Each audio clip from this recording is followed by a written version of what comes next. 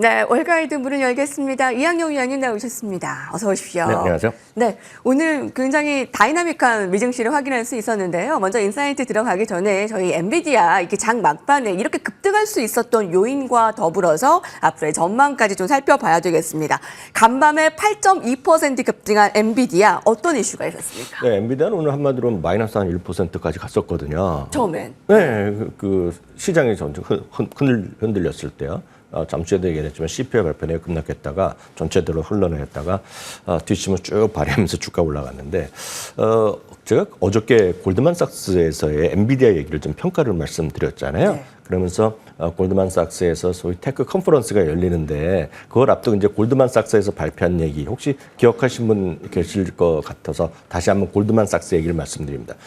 지금 골드만삭스에서 얘기한 것은 엔비디아에 대해 여러 가지 걱정이 있고 한 두 가지 정도 논리가 있다. 마진율이 약간 줄어들었고 과연 이들이 수익성, AI를 통해서 수익성을 낼 수 있을까 이런 것들에 대한 우려감이 있지만 그런 것들을 기존에서의 경제학적인, 그러니까 수사적인 표현이지만 기존의 어떤 셈법으로는 지금 소위 30년 정도 제너레이션 세대 한 세대에 나오기 힘든 그런 초기술적인 어떤 그런 변혁 시기에 숫자 노름 갖고 지금 따져서는 안 된다 얘기하면서 여전히 매수견이다, 강력 매수견을 내세웠다. 다시 한번 얘기했는데요. 오늘 이제 그 주인공이 등장한 거죠. 어디에 나왔다? 바로 그 골드만삭스에서 하는 테크 컨퍼런스에 나왔습니다. 매년 나오는데 거기에서 나온 얘기들이 전반적으로 오늘 주가를 이제 끌어올렸다라고 보셔야 되겠는데요.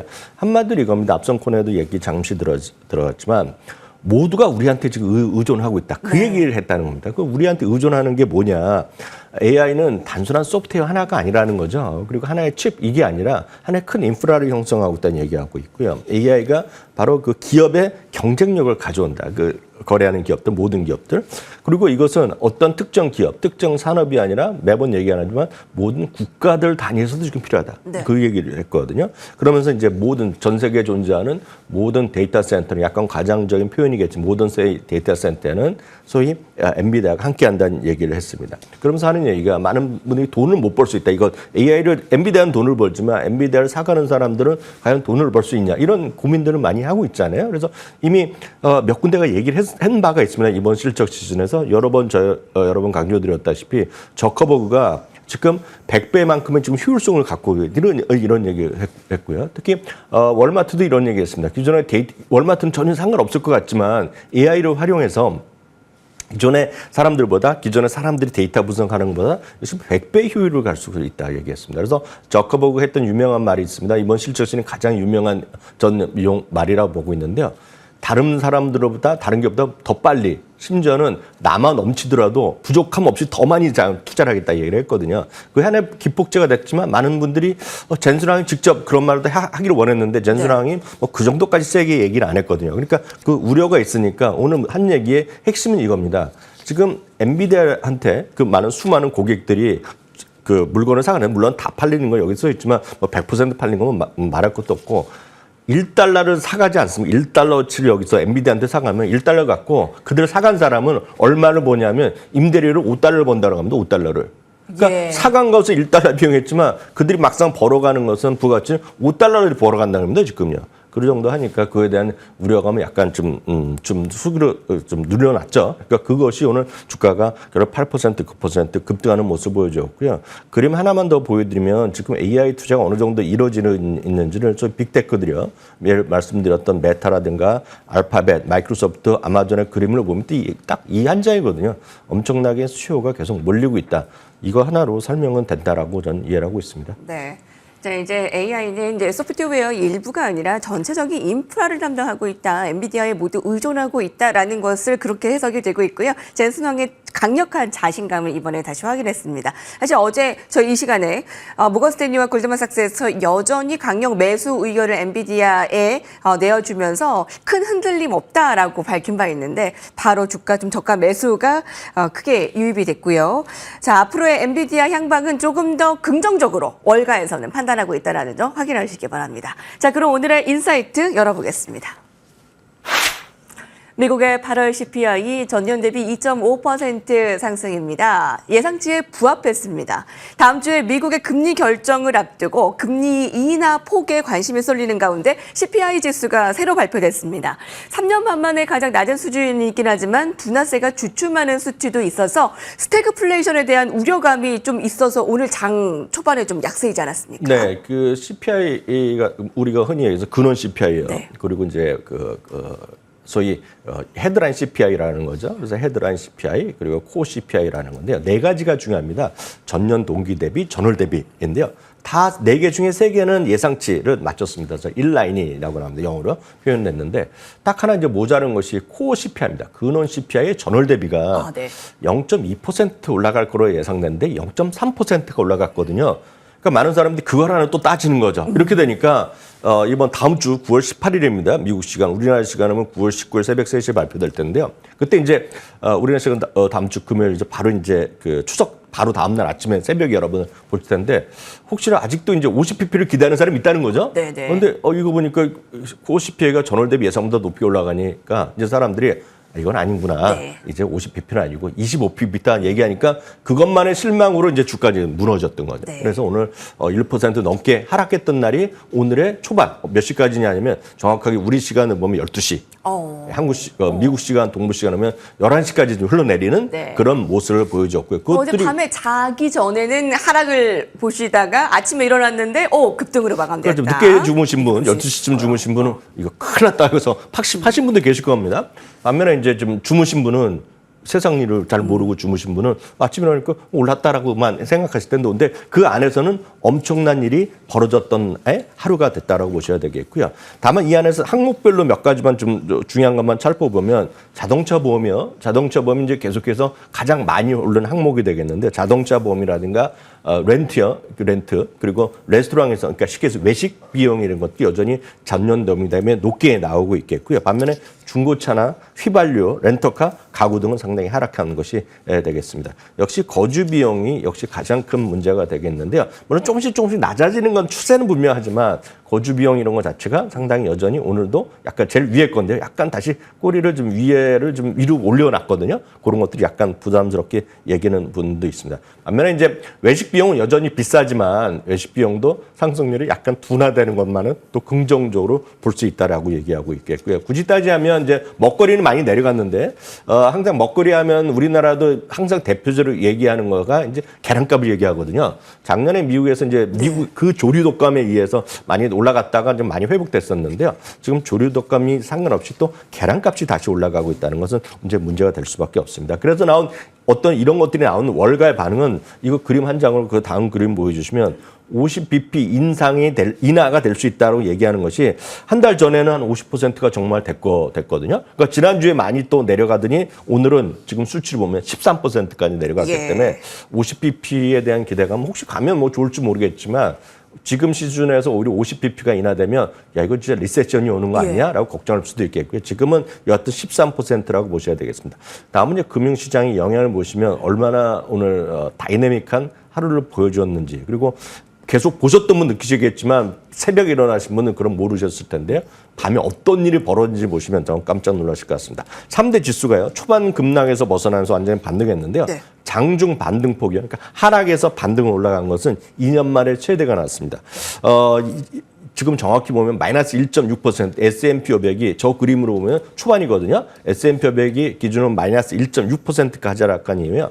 1.0까지 올라갔기 때문에 퍼센트로 보면 퍼센트 포인트 보면 2.6% 포인트가 오늘 중간에 장중에 움직였다라고 보셔야 되겠습니다. 동부 시간 그림을 보시면 여러분들 오늘 저희 개장 방송 시작할 마감 방송에서도 보시면 그 다음 그림 보셨을 텐데 지금 이거는 요 전그림 한번 보여주시기 바랍니다. 요 전그림 다시 한번 보여주시면 동부 시간으로요. 장 시작하고 오전 11시 히트맵입니다. 다 하락이에요. 다 하락이죠. 다 하락. 엔비디아가 이제 마이너스 플러스이지만 다 시뻘건 하루였잖아요. 그게 이제 오늘 장 마감의 그림은 이렇게 바뀐 거죠.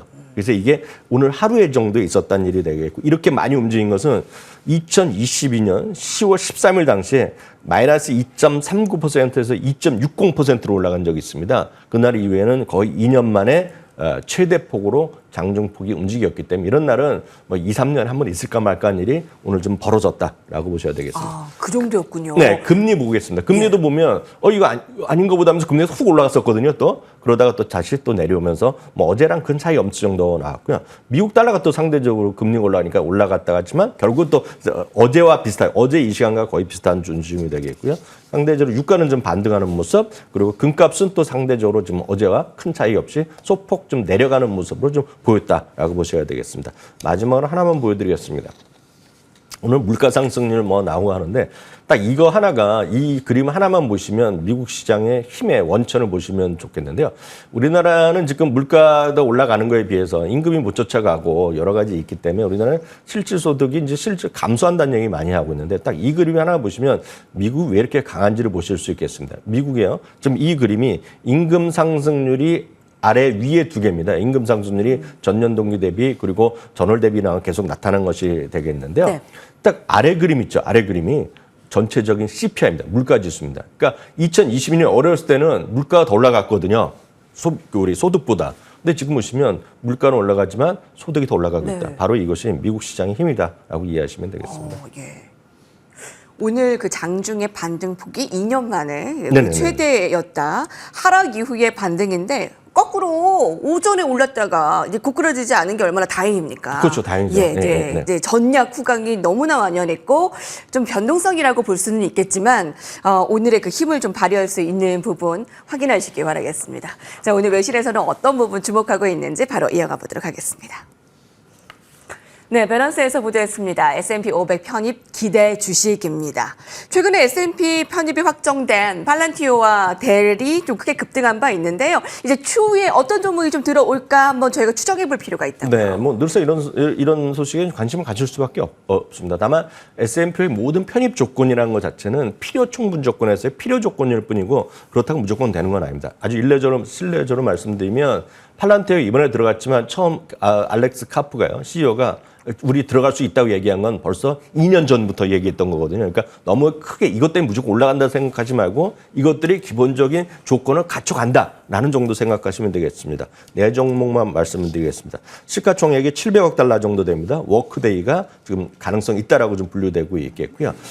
대체 투자 자산운용사에 뭐 세계 3위급 정도 됩니다. 아폴로 글로벌 매니지먼트가 시가총액 570억 달러. 제가 왜 시가총을 말씀드리냐면 시가총이 큰 거 위주로 가는 겁니다. 이번에 팔란티오랑 델이 들어갔는데 그것이 시가총 S&P 500 바깥에 들어가 있고 필요 조건을 갖춘 것 중에서 가장 시가총액 큰 것 중에 하나가 팔란티오랑 델이었기 때문에 들어갔기 때문에 시가총액도 여러분들 유심해서 보셔야 될 것 같고요. 다음은 트레이드 데스크와 코인베스가 각각 480억 달러와 400억 달러 수준으로 월가에서는 야 이들이 좀 관심 될 수 있다. 좀 이렇게 들어갈 수 있다. 가능성이 있다라고 언급되는 종목이라는 정도 참고하시면 좋겠습니다. 네.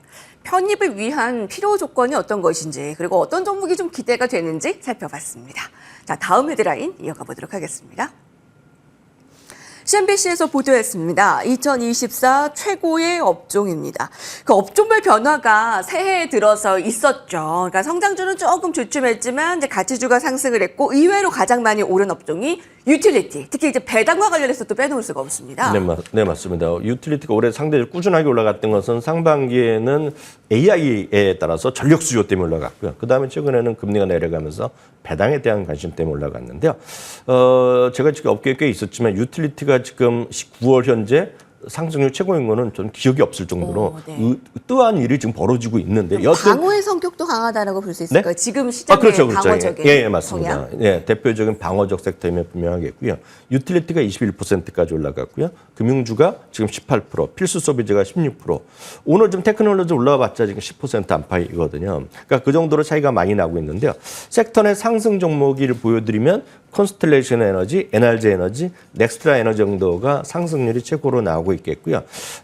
이 지금 보도에 따르면 신규 투자할 때는 이제 배당 수익률은 좀 같이 좀 보자라는 얘기를 하고 있는데요. 그럴 때에서는 최소한 55% 이상의 매수 의견 그리고 주가 수익과 배당 수익 합쳐서 올해도 이미 10% 이상 상승한 주식을 골라봤더니 여기서 나오는 것이 역시 넥스트라 에너지, 샘프라 그리고 CMS 에너지 코퍼레이션 등이 좀 포함되어 있다는 것도 참고하시면 좋겠습니다. 미국 증시 안에서 유틸리티 관심 있으신 분들은 신규로 들어가실 분들은 배당도 한번 같이 살펴보자라는 것까지 살펴봤습니다. 이양료 위원님과 함께했습니다. 감사합니다.